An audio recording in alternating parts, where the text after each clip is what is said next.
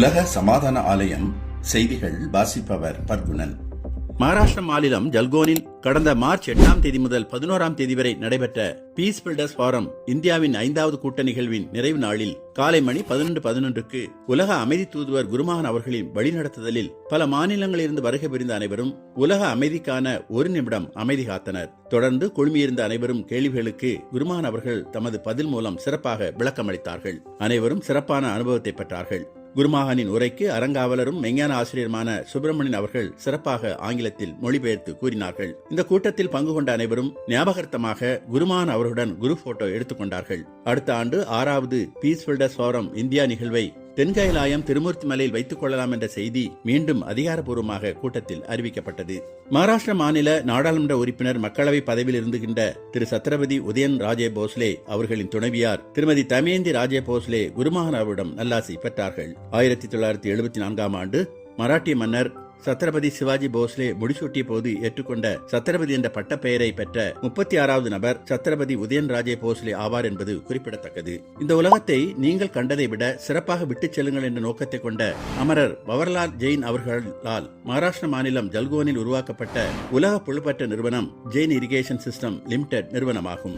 $1 billion அமெரிக்க மேல் வருவாய் ஈட்டும் ஒரு பன்முகப்படுத்தப்பட்ட இந்த நிறுவனம் ட்ரிப் இரிகேஷன் என்ற சொட்டு நீர் பாசன முறையை முதலில் உலகிற்கு அறிமுகப்படுத்திய நிறுவனமாகும்.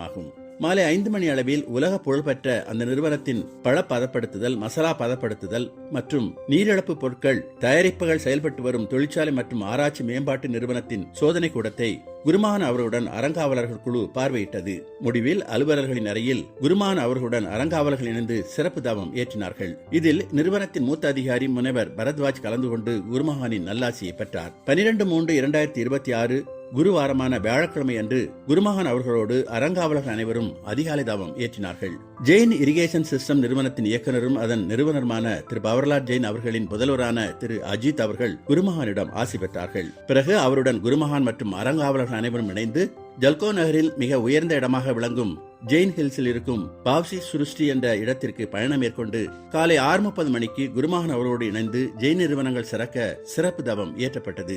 அதன் இயக்குனர் திரு அஜித் அவர்களுக்கு சிறப்பு தியான பயிற்சியும் அளிக்கப்பட்டது. திரு அஜித் அவர்கள் ஜெயின் நிறுவனங்களை அவருடைய தந்தையார் எப்படி கடினப்பட்டு உருவாக்கினார் என்பதை விரிவாக எடுத்துரைத்தார். பிறகு ஜெயின் நிறுவனத்தின் ஒரு அங்கமான அனுபூதி சர்வதேச உறைவிட பள்ளிக்கு குருமகன் அவர்களோடு அறங்காவலர்கள் விஜயம் செய்தார்கள். பள்ளி ஆசிரியர் மற்றும் நூலக அலுவலர் திரு சந்திரசேகர ராவ் பள்ளி பற்றி எடுத்துரைத்து அனைத்து இடங்களையும் சுட்டி காண்பித்தார். அடுத்து ஜெயின் நிறுவனத்தின் அங்கமான பிரம்மாண்டமான Jain irrigation company, Jain P pipe நிறுவனங்களின் தொழிற்சாலைகளை குருமகன் அவர்கள் அறங்காவலர்களோடு பார்வையிட்டார்கள். நிறுவனத்தின் அதிகாரிகள் நிறுவனங்கள் தயாரிப்பு பற்றி மிகவும் விளக்கமாக எடுத்துக் கூறினார்கள். நிறைவாக ஜெயின் நிறுவனங்களின் இயக்குநர் திரு அஜித் அவர்களின் அலுவலக சிறப்பு அறையில் நிகழ்ந்த கருத்து பரிமாற்ற கூட்டத்தில் தொழில்கள் முன்னேற்றத்திற்கு மிக நல்ல பல கருத்துக்களை திரு அஜித் அவர்கள் கூறினார்கள். நிறைவாக சிறப்பு தவம் நிகழ்த்தப்பட்டு குருமகன் அவர்களின் நல்லாசியுடன் நிறைவேறியது. 12/3/2026 அன்று மாலை 6:55 மணி அளவில் ஜல்கோன் விமான நிலையத்திலிருந்து குருமகன் மற்றும் அறங்காவலர்களின் குழு ஹைதராபாத் வந்தடைந்தது. அடுத்த நாள் 13/3/2026 காலை